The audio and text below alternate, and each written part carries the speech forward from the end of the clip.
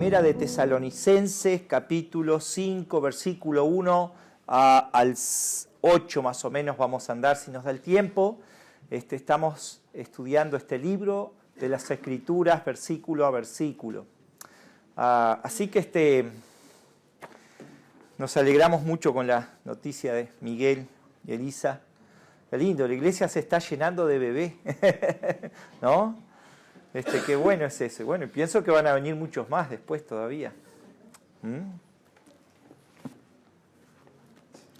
Vamos a leer allí en el versículo 1 del capítulo 5. Pero acerca de los tiempos y las ocasiones no tenéis necesidad, hermanos, de que yo os escriba, porque vosotros sabéis perfectamente que el día del Señor vendrá así como ladrón en la noche, que cuando digan paz y seguridad, entonces vendrá sobre ellos destrucción repentina, como dolores de la mujer encinta, y no escaparán. Mas vosotros, hermanos, no estáis en tiniebla, para que el día os sorprenda como ladrón. Porque todos vosotros sois hijos de luz, hijos del día, no somos de la noche ni de las tinieblas. Por tanto, no durmamos como los demás, sino velemos y seamos sobrios. Pues los que duermen de noche duermen, y los que se embriagan de noche se embriagan. Pero nosotros que somos de día, seamos sobrios, habiéndonos vestido con la coraza de fe, el amor, con la esperanza de la salvación, como yelmo. Porque no nos ha puesto Dios para ira, sino para alcanzar salvación por medio de nuestro Señor Jesucristo, que Él murió por nosotros para que, ya sea que velemos o que durmamos, vivamos juntamente con Él. Por lo cual animaos unos a otros y edificaos unos a otros, así como lo hacéis. Vamos a orar al Señor. Nuestro amado Dios y Padre que estás en los cielos, en esta hora venimos ante tu presencia en el nombre precioso de Jesús. Y Señor, queremos alabarte, queremos suplicar en tu misericordia, en tu gracia, Padre, en el nombre de Jesús, que tú obres en nuestra iglesia local, en esta reunión, en cada creyente, Señor, cada visita que hoy está presente, Señor, que, Padre, tu misericordia, tu gracia, tu Espíritu Santo pueda manifestarse, hablarnos de acuerdo a nuestra necesidad, Señor, alentarnos a seguir adelante, fortalece nuestra fe, santifícanos a través de tu palabra. Señor, oh Padre, anímanos. Señor, así nos ponemos en tus manos, tu presencia está en medio nuestro. En el nombre de Jesús, amén.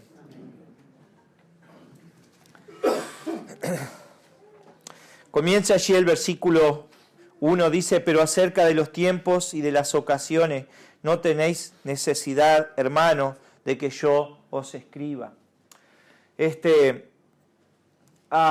Pablo había instruido correctamente a esta iglesia acerca de los tiempos futuros.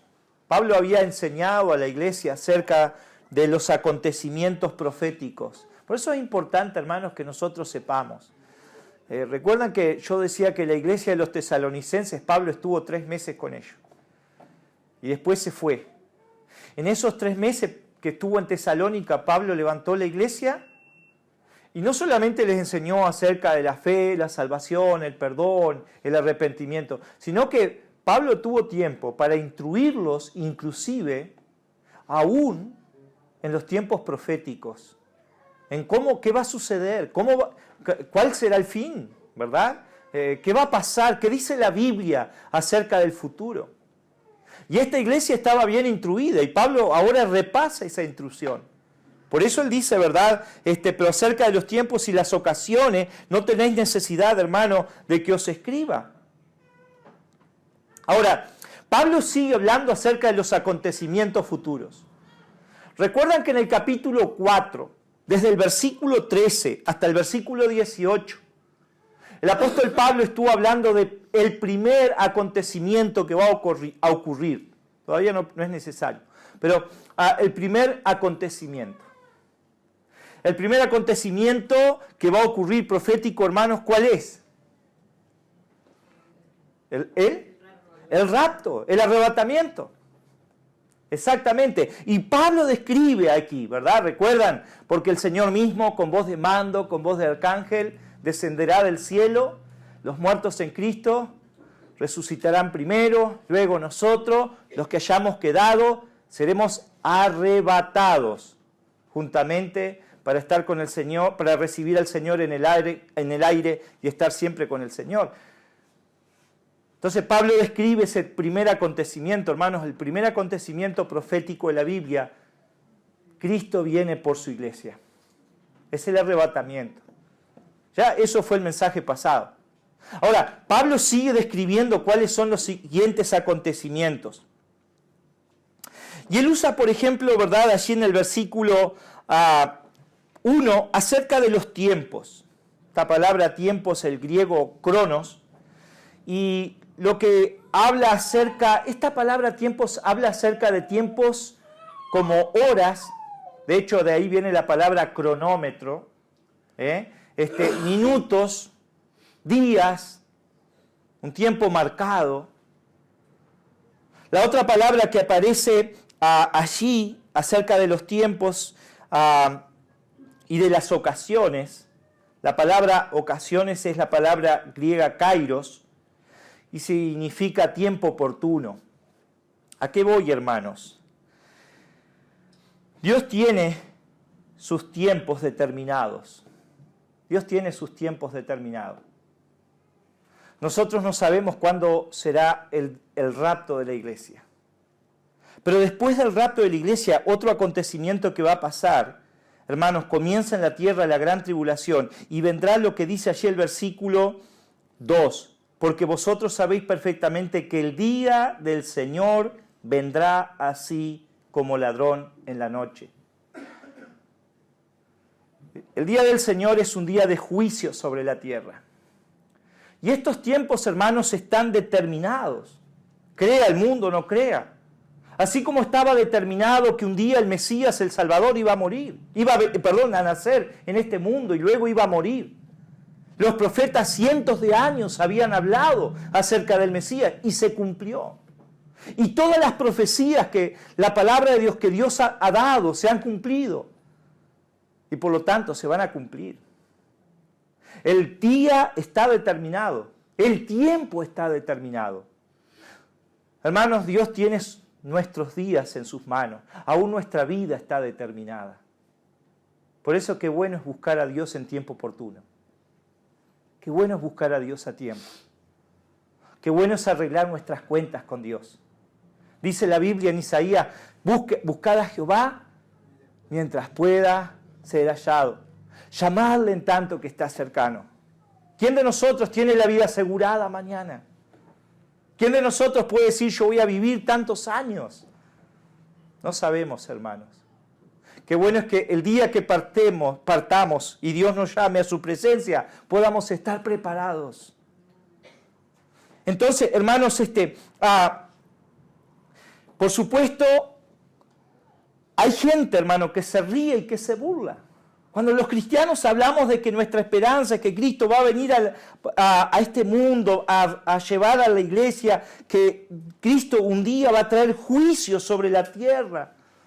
Hermanos, el mundo de hoy se burla de esto, se ríe de esto, se mofa de estas verdades. De hecho, la palabra de Dios describe la situación cuando Cristo venga o cuando ocurra el día del Señor. Mateo capítulo 24, versículo 37 dice, como en los días de Noé será la venida del Hijo del Hombre. ¿Y por qué dice eso? No solamente por la maldad que había en los días de Noé, o sea, vemos la maldad, la violencia, la degradación, la inmoralidad de estos tiempos, pero sino que también la gente estaba centrada en cosas materiales, centrados, ¿verdad?, indiferentes a Dios y centrados y ocupados específicamente en cosas materiales. Dice Mateo capítulo 24, versículo 38, que estarán comiendo, bebiendo, casándose. O sea, ¿dónde va a estar la atención? En las cosas de este mundo, no en Dios. no en su vida espiritual. Y hermanos, segunda de Pedro, capítulo 2, también habla acerca de que cuál será la condición, ¿verdad? La actitud de la gente ante la venida del Señor. Dice segunda de Pedro, capítulo 3, versículo 3, sabiendo primero esto, que en los postreros días vendrán burladores, andando según sus propias concupiscencias. Miren, ¿de qué se burlan, hermanos? Dice el versículo 4, diciendo, ¿dónde está la promesa de su advenimiento? Porque desde el día en que los padres durmieron, todas las cosas permanecen así, como desde el principio de la creación. O sea, hay gente que, ¿verdad?, dice, pero ¿y eso de que Cristo viene? ¿Y cuándo va a venir? Ya pasaron 2000 años. Hay gente que se burla y la palabra de Dios profetiza de cuál será la actitud de la gente en esos días. Así que aquí volviendo al texto, hermanos, Pablo les enseña acerca del siguiente acontecimiento profético, que es el día del Señor. Versículo 2. Porque vosotros sabéis perfectamente que el día del Señor vendrá, así como ladrón en la noche. Yo no sé si podremos poner una gráfica.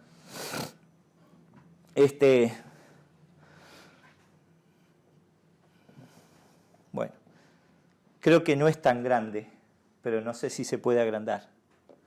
Pero, hermanos, describiendo un poco acerca de esta gráfica, esa gráfica, a pesar de que es pequeña, pero contiene las dispensaciones. Ahí está, gracias. Nosotros vemos que acá está la dispensación, se nos fue, de la inocencia. Luego, la dispensación de la conciencia, el gobierno humano. Posteriormente, no puedo leer acá. Después tenemos la ley. Al final de la ley viene Jesucristo. O sea, hasta aquí es el Antiguo Testamento, los profetas, pero aquí está la cruz de Cristo. Hace 2022 años Cristo nació, murió, resucitó.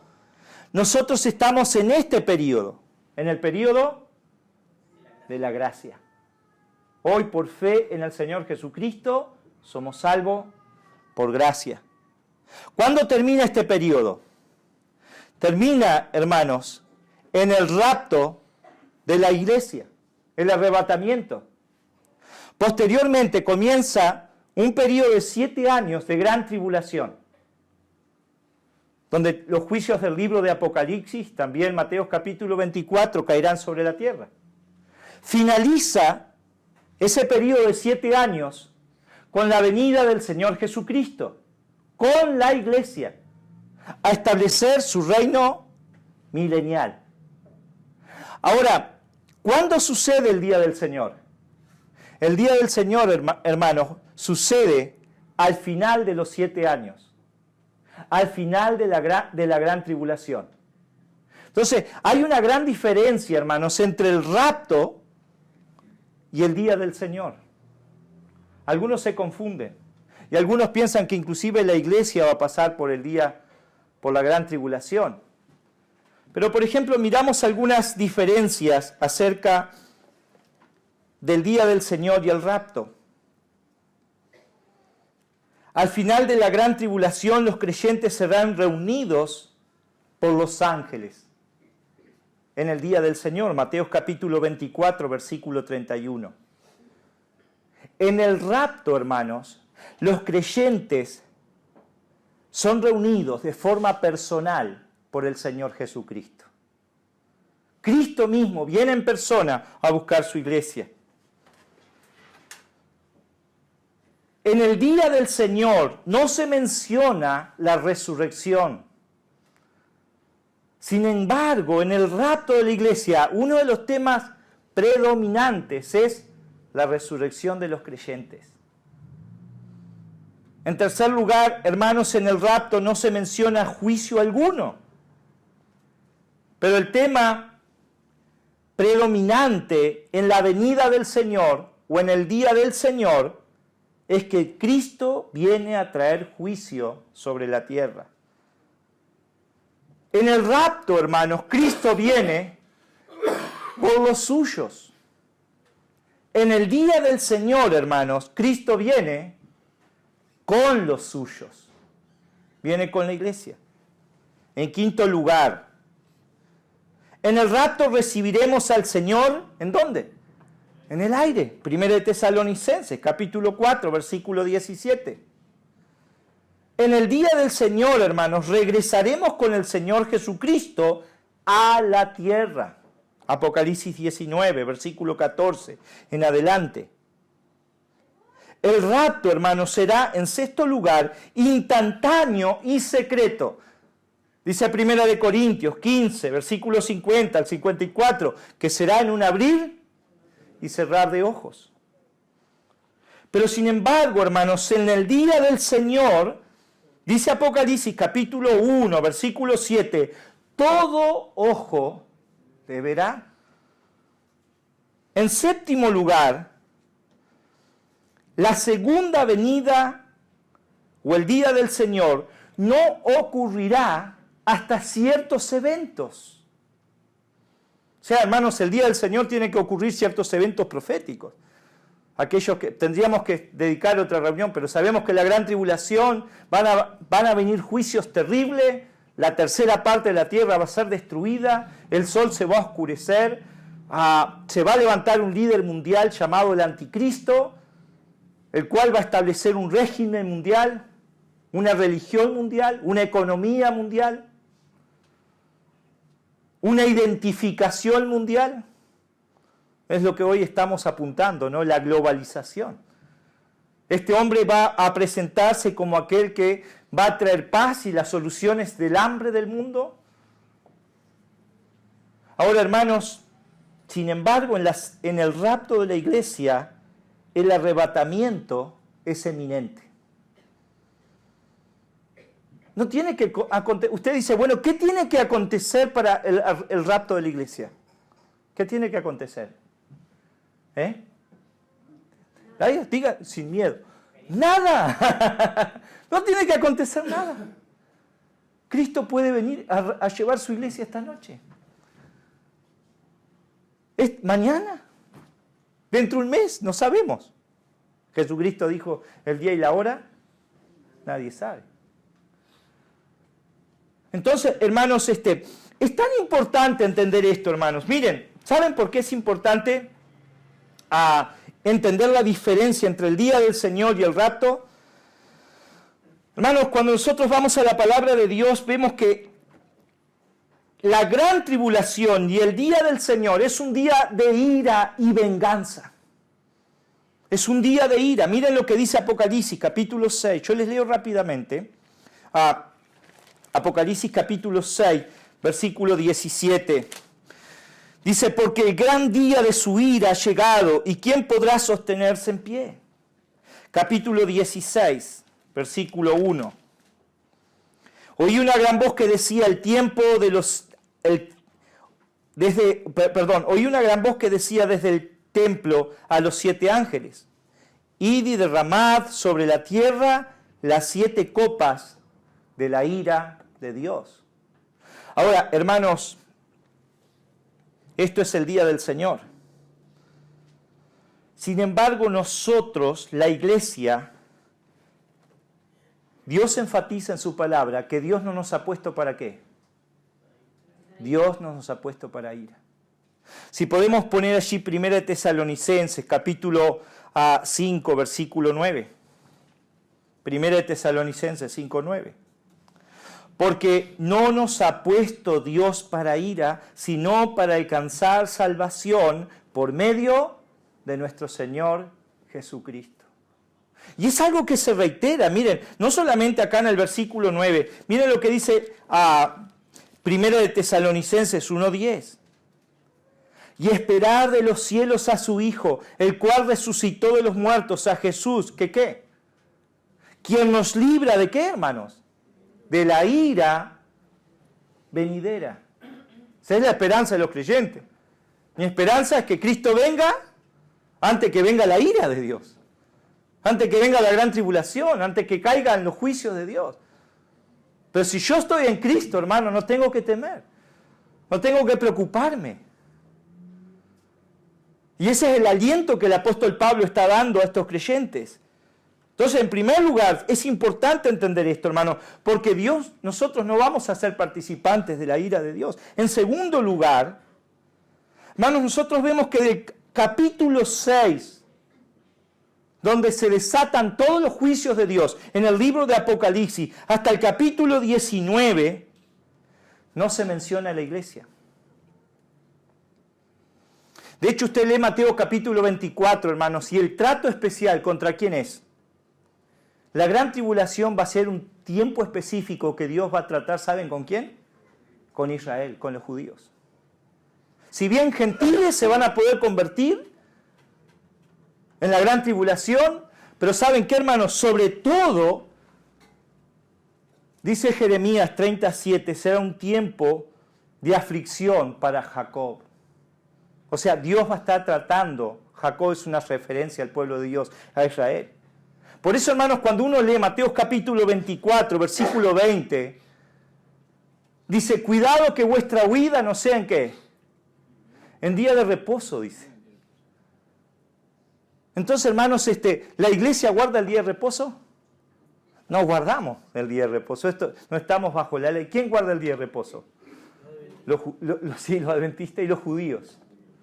Los que todavía están bajo el antiguo pacto, los que no han creído el Mesías, el nuevo pacto. Porque Mateo 24 describe la gran tribulación. Hermano, algunos piensan que son las señales antes del rapto. No, no tiene nada que ver. Es una descripción de la gran tribulación. Entonces, hermanos, eso Dios estará tratando de forma especial con Israel. Miren lo que dice Romanos capítulo 11. Romanos capítulo 11, versículo 25. Porque no quiero, hermanos, que ignoréis este misterio, para que no seáis arrogantes en cuanto a vosotros mismos, que os ha acontecido Israel endurecimiento en parte. O sea, Israel está duro a las cosas de Dios. El Israel físico hoy no cree en Cristo. La nación de Israel ha rechazado a Jesucristo. Sí, hay algún judío creyente, sí. Pero Israel como pueblo, hermano, está cegado al Mesías. Pero luego dice, hasta que se haya entrado en la plenitud de los gentiles. ¿Quiénes son los gentiles? Nosotros. Y luego todo Israel será ¿qué? Salvo. ¿Por qué, hermanos? Porque al final de la gran tribulación Cristo viene. Y el remanente de Israel que quede entonces va a ver al Mesías.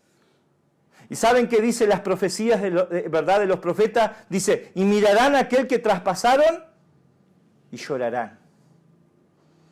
Mirarán a aquel que traspasaron y llorarán.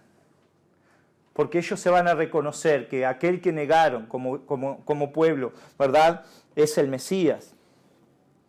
Entonces, hermanos, en tercer lugar, es importante entender esto, porque si el rapto y la segunda venida son el mismo evento, ¿saben qué, hermanos? Nosotros podemos decir, su venida no es ¿qué? ¿No es eminente? Usted me pregunta, ¿Cristo viene? No.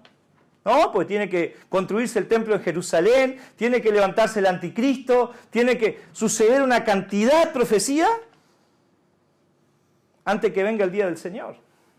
De esa manera podríamos decir, no, todavía no va a venir. Y no sería un día incierto, no sería eminente.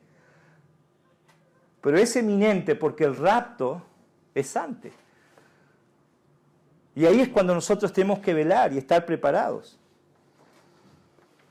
Hermanos, ¿cómo describe ese día del Señor?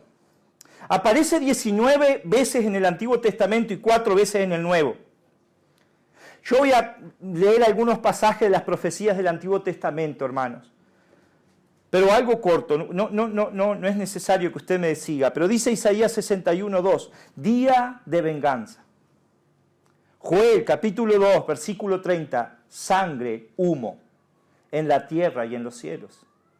Versículo 31, el sol se convertirá en tinieblas Mateo capítulo 24, versículo 29. Las estrellas caerán desde los cielos. Joel 1:15. Cercano está el día de Jehová y vendrá destrucción. Isaías 13, versículos 6 al 8. Terror, angustia, dolor y asolamiento. Versículo 6. Éxodo capítulo 30, versículo 2. Lamento. Día de juicio y castigo sobre las naciones. Sofonías 1, versículo 14 al 18, habla de gritos, amargura, angustia, alboroto, asolamiento, tinieblas y destrucción. Y uno dice, ¿por qué va a llegar ese día? ¿Por qué un día Dios va a traer ira sobre este mundo? La razón, hermanos, lo dice la palabra de Dios. Isaías capítulo 13, versículo 11 dice, castigará al mundo por su maldad y a los impíos por su iniquidad. Haré que cese la arrogancia y la soberbia. Hermano, Dios es un Dios de gracia y amor.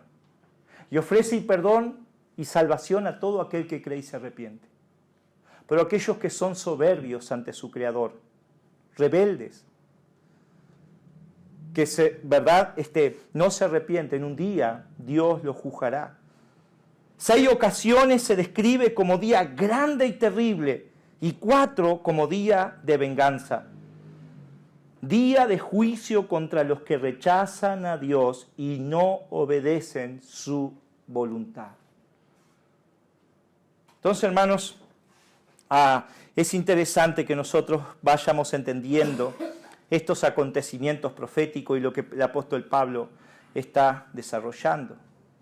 ¿Qué acontecerá, hermanos, después del rapto? Bueno, decíamos que van a venir 7 años de gran tribulación, donde el anticristo, ¿quién es el anticristo? Es un hombre, el cual va a tener el espíritu de Satanás, el cual va a tener poder de hacer milagros, va a ser un líder carismático, va a ser alguien al cual las naciones lo van a ver como la solución del mundo, un líder político, el cual va a ofrecer al mundo, ¿saben qué?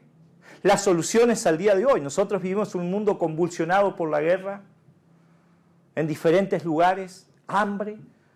Bueno, este hombre va a ofrecer paz. Y de hecho va a firmar un tratado de paz. Y por eso dice la Escritura acá, versículo 3. Vamos al versículo 3. Y cuando digan paz y seguridad, entonces vendrá sobre ellos destrucción repentina.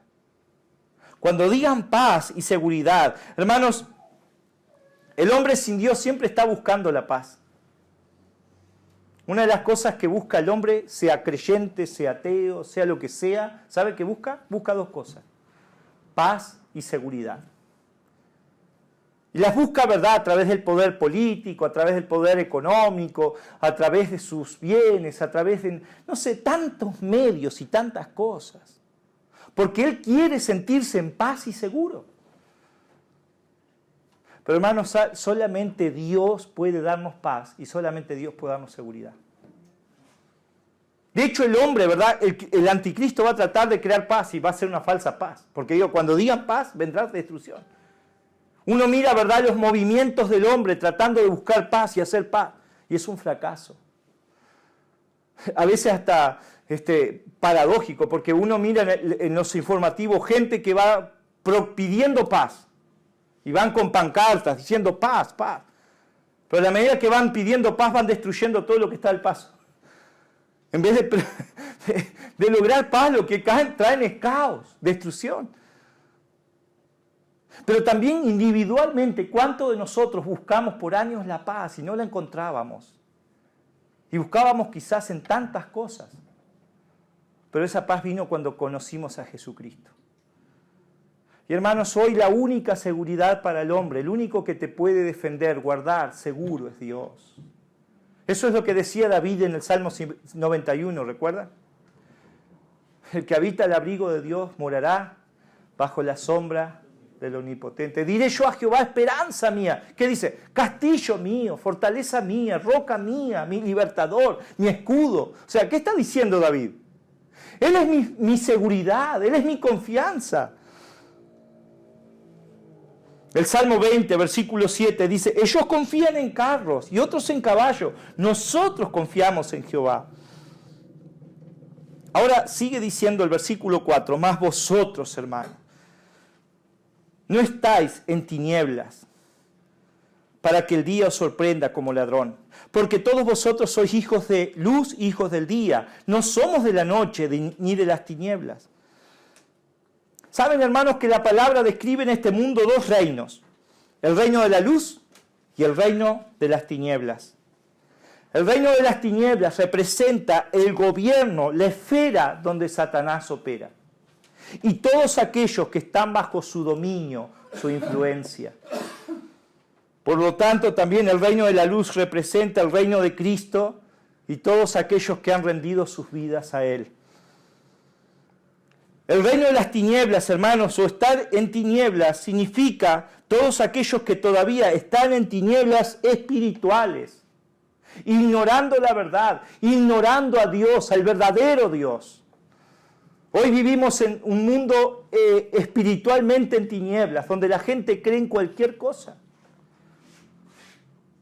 Cree en los platillos voladores, cree, ¿verdad? En la India adoran una vaca, los gatos, las ratas, son dioses. Y las religiones más absurdas y las creencias más extrañas, usted las puede, ¿verdad? Impresionante. Hoy la mayoría de la gente no cree en Dios, pero cree en una moña roja, en una herradura, en una cabeza de ajo. Y no creen en Dios. Por eso, hermano, es vivir en tinieblas. Esas tinieblas son disipadas cuando conocemos al Dios verdadero, cuando conocemos la verdad. Hermanos, el mundo hoy ignora a Dios, al Dios verdadero. Pero también tinieblas se refiere a tinieblas morales, hundidos en inmoralidad, en depravación. Vivir en una moral entenebrecida, un entendimiento entenebrecido. Esto abarca a todos los que no se arrepienten, no creen en Cristo y están bajo el gobierno y el control de Satanás. Por lo tanto, el reino de la luz representa, ¿verdad?, aquellos que hemos sido redimidos, salvados por Jesucristo, por su sacrificio y su sangre derramada en la cruz. Cuando nosotros pusimos nuestra confianza en Él. Dice Colosenses 1:13, el cual nos ha librado de la potestad de las tinieblas y nos ha trasladado al reino de su amado Hijo. Antes, ¿dónde estábamos? En tinieblas. Pero cuando conocimos a Jesucristo, fuimos librados, rescatados de las tinieblas y nos trasladó al reino de su amado Hijo. Juan capítulo 1, versículo 5, habla acerca de un atributo de la luz. ¿Y saben cuál es? Dice Juan 1:5, la luz en las tinieblas resplandecen y las tinieblas no prevalecieron contra ella. ¿Qué es lo que está diciendo? ¿Saben qué, hermanos? Que la luz vence las tinieblas. No las tinieblas vencen la luz. Si hay oscuridad, usted prende una luz, las tinieblas se disipan. Y hermanos, cuando nosotros recibimos a Jesucristo, Cristo puede deshacer, romper, destruir las obras de Satanás, porque Cristo es más poderoso. Cristo venció en la cruz. Por eso dice la palabra de Dios que es más poderoso el que está en nosotros que el que está en el mundo. Y si Dios es con nosotros, ¿quién contra nosotros? Dice 1 Juan 3:8, pero por esto apareció el Hijo de Dios, ¿para qué? Deshacer las obras, ¿de quién? Del diablo. Cristo vino a deshacer, ¿verdad? Si tu vida estaba arruinada por el pecado, ¿verdad? Y era un desastre, un desorden, hundido, sin esperanza, Cristo puede deshacer y hacer algo nuevo.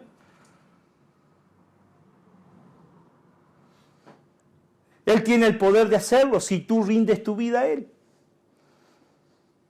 Ahora, hermanos, este versículo 4, ¿vieron cómo se comienza diciendo más vosotros? Más vosotros.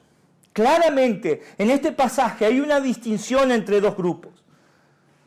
Están ellos que van a ser van a recibir la ira de Dios. Pero nosotros, más vosotros, es una referencia a la iglesia. La iglesia no estará presente para el día del Señor. Ahora, del versículo 6 al 8 se da una exhortación. ¿Cuál es la exhortación, hermanos? ¿Cuál es la actitud que la iglesia tiene que tener? ¿Cuál es nuestra actitud ante estos acontecimientos proféticos que van a ocurrir? ¿Qué tenemos que hacer? ¿Qué dice la palabra? ¿Cómo debemos de vivir? Bueno, miren, ahí está el versículo 6. Si podemos poner en la pantalla, versículo 6. Por lo tanto, no durmamos como los demás, sino velemos y seamos sobrios. No durmamos. No durmamos. Bueno, yo digo esto, hermanos, hay una gran diferencia en dormir a estar muerto. ¿Saben cuál es la diferencia? Uno está vivo, el otro está muerto. Los creyentes, aunque estemos dormidos, todavía tenemos ¿qué? Vida espiritual. Los incrédulos espiritualmente están muertos. Pero el significado de esta aplicación, no dormir en el sentido espiritual, habla de esto, hermanos, tener indiferencia espiritual. Indiferencia espiritual. Ocupados, preocupados solo por las cosas temporales y terrenales. Otra aplicación es complacencia espiritual. Complacencia espiritual. ¿Recuerdan una iglesia que estaba complaciente? ¿Qué iglesia hay en las Escrituras que era complaciente? Ellos decían, no tengo necesidad de nada. La Odisea. Somos ricos, estamos bien. Ahora, hermanos, ellos tenían una inconsciencia espiritual. ¿Saben qué significa esto? No ser consciente de mi verdadera condición espiritual. Eso es algo triste, hermanos.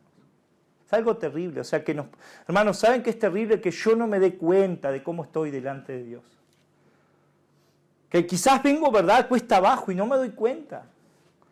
Que quizás estoy perdiendo mi fe, mi primer amor, mi obediencia, que quizás mi comunión con el Señor está mal y no me doy cuenta y no me preocupa. Estoy dormido. Alguien que duerme está inconsciente. No puede ver su realidad. Miren, hermanos, el consejo del Señor a esta iglesia en Apocalipsis capítulo 3, versículo 17, dice, comienza diciendo, este es lo que Jesús le dice a estos que decían, estamos bien. Dice el versículo 17, y no sabéis. Así comienza. ¿Y por qué Jesús les dijo eso? Porque no sabían, no se daban cuenta. Y Jesús comienza diciendo, eres desaventurado, miserable, pobre, ciego y desnudo.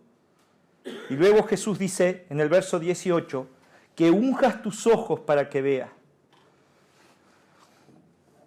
¿Qué diferencia entre lo que ellos pensaban y en lo que Cristo dijo de su condición espiritual?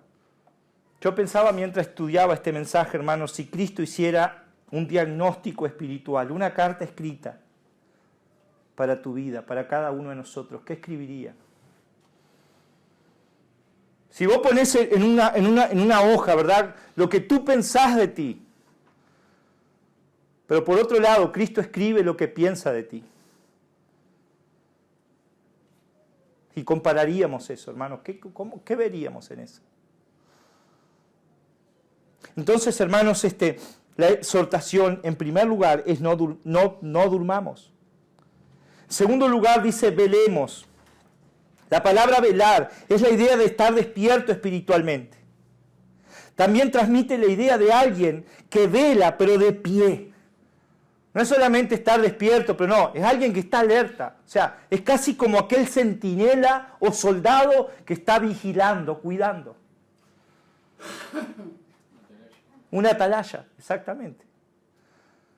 O sea, pero en el sentido espiritual tenemos que estar alerta, hermanos. Porque el diablo es tan astuto. Y de tantas formas puede seducirnos, tentarnos, desanimarnos, distraernos. El pecado es tan astuto. Nuestro corazón es engañoso, hermano. Entonces, hermanos, dice, velad.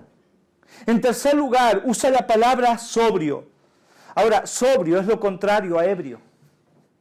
Alguien que es ebrio está en un sentido espiritual, es alguien que está totalmente gobernado, ¿verdad?, en su pensar, en su hablar, en sus acciones por el efecto del alcohol. Está totalmente controlado por ese efecto, influenciado, dominado. Pero cuando habla de que nosotros tenemos que ser sobrios espiritualmente, hermano, nosotros tenemos que tener cuidado porque nosotros podemos estar ebrios, influenciados, dominados, controlados por tantos pecados. La lujuria, la avaricia, el enojo, el rencor, los celos, el orgullo.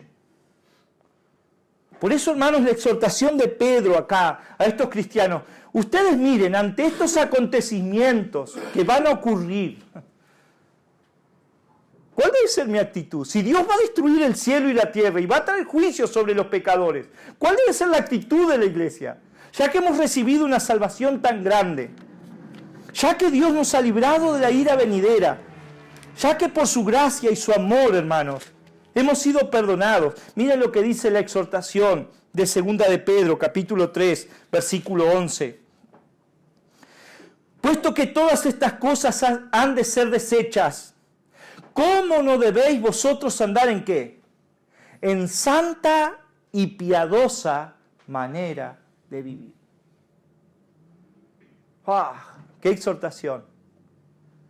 Y luego dice también allí Pedro, en el versículo 14, por lo cual, oh amados, estad en espera de estas cosas, procurad con diligencia ser hallados por Él, sin mancha e irreprensibles y en paz. Así que volviendo al texto allí, dice el versículo 8, pero nosotros que somos del día seamos sobrios, habiéndonos vestido con la coraza de fe. Hermanos, la coraza, Pablo está hablando y tomando la ilustración de un soldado romano, la armadura de un soldado. Podríamos decir que la coraza hoy es el actual chaleco antibala que usan nuestros hermanos policías, para que no los afecte, ¿verdad?, algún ataque. Y Pablo toma en un sentido espiritual y decir, nosotros tenemos que ponernos ese chaleco. Pero este chaleco está compuesto por 3 elementos, hermanos. Y terminamos con estos 3 elementos. Miren, habiéndonos vestido la coraza, ¿de qué? De fe. La coraza de fe. Hermanos, ¿de qué clase de fe está hablando aquí? No es la fe que nos justifica, porque Pablo está hablando a una iglesia, a salvos. Ellos ya eran hijos de Dios, ya eran salvos por fe, ya habían sido justificados por la fe. Sino que está hablando acerca de la fe, hermanos, que significa la confianza en el Señor Jesucristo, en sus palabras, que nos ayuda a mantenernos y a perseverar hasta el fin. La fe que me ayuda a seguir la carrera hasta el fin, a correr la carrera, a pelear la batalla, a no cansarme y quedar por el camino, a no desmayar. Es la confianza que desde el primer día que me convierto y entrego mi vida a Jesucristo, debo mantener. Y algunos de ustedes hace 30 años están corriendo la carrera. Algunos más, 40, otros 50, algunos hace 3 años. Pero la exhortación de la palabra es que desde el primer día que pusiste esa confianza en Cristo, tenés que mantenerla. Porque es la única manera de perseverar, de sobreponerte a los embates, a los sufrimientos, a las pruebas, a las aflicciones, mantener tu confianza en el Señor. Esta es la exhortación del libro de Hebreos, capítulo 3, versículo 14. Dice Hebreos, capítulo 3, versículo 14. Dice, porque somos hechos participantes de Cristo, con tal de que retengamos firmes hasta el fin nuestra confianza desde el principio. Y luego dice en el capítulo 3, versículo 6, pero Cristo como Hijo sobre su casa, la cual casa somos nosotros, si retenemos firmes hasta el fin la confianza y el gloriarnos en la esperanza. Hermanos, esta es la fe que tenemos que tener. Entonces, hermanos, es esa fe que nos ayuda a seguir adelante. Dice 1 de Juan 5:4, y esta es la victoria que vence el mundo, vuestra fe. Mantener vivo, hermano, nuestra fe. En segundo lugar, volviendo al texto, el segundo elemento de esta coraza, la coraza de fe y amor. Hermanos, ¿cómo podemos describir el amor? El amor es lo que nos mantiene vivos. Hermanos, nuestro amor al Señor, a los hermanos, a la obra de Dios, es fundamental. Porque si yo pierdo el amor hacia el Señor, pierdo el amor hacia la obra, pierdo el amor hacia los hermanos, la vida cristiana, ¿saben qué es? Es un peso, es una carga. Si yo no tengo amor, hermanos, por la obra de Dios, si no tengo amor por la iglesia, no tengo amor por los hermanos, el congregarme es un estorbo. El servir a Dios es un compromiso adquirido, pero no un gozo, no una alegría. Y a veces, hermanos, tenemos que examinarnos y decir, caramba, ¿no seré que yo como la iglesia de Éfeso? ¿Recuerdan cuando el Señor Jesucristo le dijo, pero tengo algo contra ti? ¿Has perdido tu primer amor? Hermano, ¿qué es lo que nos debe motivar? ¿Saben? El amor es el motor en la vida cristiana. Lo que me tiene que haber motivado hoy estar aquí es el amor. Lo que me tuvo que haber motivado hoy cuando nos sentamos y abrimos nuestros signarios y empezamos a cantar y a alabar, es el amor al Señor. Es la gratitud. Y todo lo que hacemos y el culto y la adoración que ofrecemos, hermanos, de acuerdo a nuestro amor, lo vamos a hacer excelente. Lo vamos a hacer para Él. Lo vamos a hacer con gozo. Dice el Salmo 100, versículo 2, servid a Jehová con alegría. Hermanos, ¿sabes qué? Si vos no tenés amor al Señor, el servicio o un ministerio es... Tengo que hacer esto. A veces yo pienso, hermanos, ¿qué es un ministerio? ¿Qué piensa usted de qué es un ministerio? Algunos piensan que, bueno, un ministerio es darle una mano al pastor, ¿verdad? Porque pobre está solo para hacer todo. Si es así, hermano, no lo haga más. Un ministerio es servir un servicio al Dios vivo. Al Rey de Reyes, al Señor de Señores, al tres veces santo. La pregunta es si a veces nosotros ofrecemos servicio a la gente, a nuestros patrones en este mundo, porque tenemos que cumplir horarios y trabajo y tratamos de hacerlo bien. ¿Cuánto más tendríamos que hacerlo más excelente para aquel que aún es mucho mejor que nuestros patrones terrenales, porque nos ama, nos ha salvado, ¿no? Pero si yo no tengo ese amor, hermano, no hay excelencia, no hay compromiso. Yo pienso en el noviazgo, ¿no? Por lo menos recuerdo hace 26 años atrás, cuando yo era novio de mi esposa. Hermanos, en el noviazgo, uno cuando iba a ver la novia, ¿qué hacía? Se arreglaba, se ponía lo mejor que tenía, hermano. ¿No es así o no? Se echaba perfume, una hora en el espejo. ¡Ay, un granito!, ¿verdad? La pregunta, ¿nos arreglamos para presentarnos ante Dios? Física y espiritualmente. Si la cita era a las 5, ¿a qué hora estábamos? A las 4.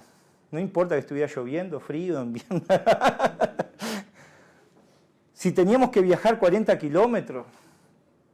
Una vez me vine a caballo, hice 40 kilómetros a caballo, para ver a la que hoy es mi esposa. Mi padre hacía 20 kilómetros con un ramo de flores, así, ¿saben cómo llegaba la flor a caballo? Y cuando uno estaba con la novia, ¿qué pasaba?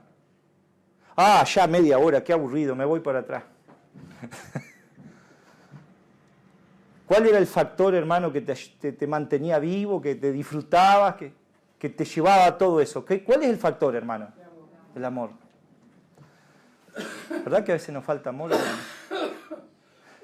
Hermano, yo les digo, si no hay amor, la iglesia es un ritual. Venimos mecánicamente, nos sentamos, nos vamos, cantamos, escuchamos, el pastor hoy ya, mirá, pasó, porque Wilma empezó tarde, no es culpa mía, empezó como 1:15. Pero estamos ahí mirando el reloj. Porque no hay amor. Hermano, en el cielo vamos a estar en la presencia del Señor para siempre. Y hermano, un servicio, el hermano. Entonces, el amor es fundamental. Si no, todo lo que hacemos es algo ceremonial, es algo ritual, es algo frío, es algo mecánico. Y por último, y termino con esto, y con la esperanza de salvación. Saben que mi hermana me contaba de un programa, yo no lo tengo, no lo puedo ver porque no tengo cable. Y es un programa que dan en Estados Unidos y te dan el que gana hay un premio. ¿Saben cuánto es el premio? $1 millón. ¿Tiene ganas de anotarse? El problema es que para ganar $1 millón tenés que elegir 5 elementos. Podés elegir un cuchillo, un sobre dormir, una carpa.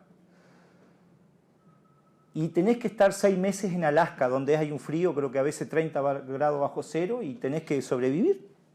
Si estás 6 meses, ganás $1 millón. Pero si no... Bueno, la verdad que ella me decía que el 99,9% nadie puede, porque creo que lo ha ganado hasta ahora 1 o 2.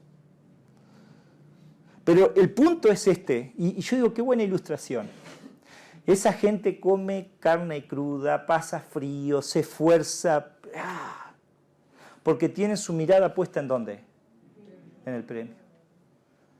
Ahora, hermanos, nosotros no se nos promete $1 millón. Las calles en el cielo, ¿saben de qué son? De oro. Se nos promete la vida eterna. ¿No vale la pena perseverar? ¿No vale la pena seguir fiel al Señor? ¿No vale la pena, hermano, resistir la tentación, los placeres temporales del pecado, como recuerda el Moisés, porque tenía puesta la mirada ¿en qué? En el galardón. Vale la pena. Y si dudás, hermano, un segundo cuando estés en el cielo, vas a decir, mirá si valía la pena. El problema es que a veces acá estamos bombardeados y absorbidos por lo material, por las cosas mundanas, con la mirada puesta en este mundo, los deseos de la carne, los deseos de los ojos y la vanagloria de la vida. Pero tenemos que vivir con la esperanza en el yelmo, el casco de la salvación. Tenemos vida eterna, es algo seguro, es un premio, porque Cristo no miente. Es su promesa. Vamos a terminar.